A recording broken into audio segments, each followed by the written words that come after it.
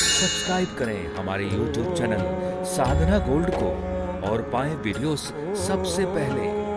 Bell icon दबाना ना भूलें। एक दिन ध्रुव जी महाराज बालकों के संग घूमते घूमते फिरते फिरते अपने पिता के राज्य में पहुंचे, महल में पहुंचे। उन्हें मालूम पड़ा कि ये यहाँ के राजा मेरे पिता हैं, तो बस महल में पिता से मिलने पहुंचे। पिताजी, मैं सुनीति पुत्र ध्रुव।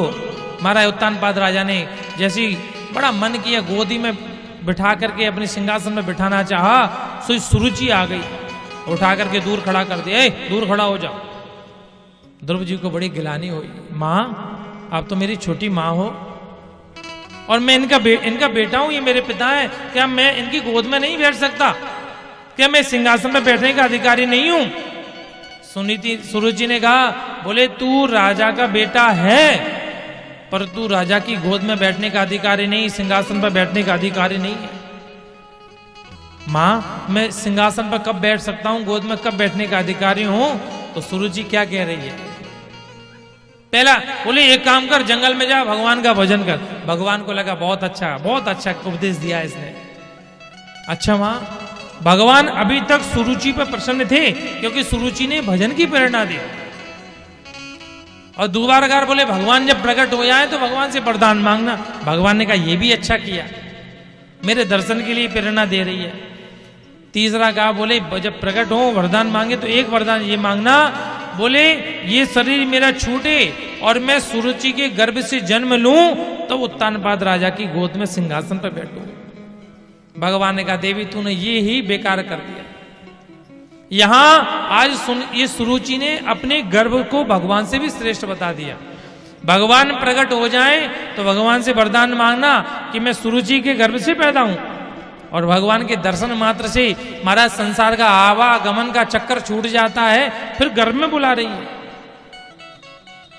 महाराज छत्री बालक थे, मन में ठेस लगी, रोते रोते रोते अपनी माँ सुनीति के पास आए।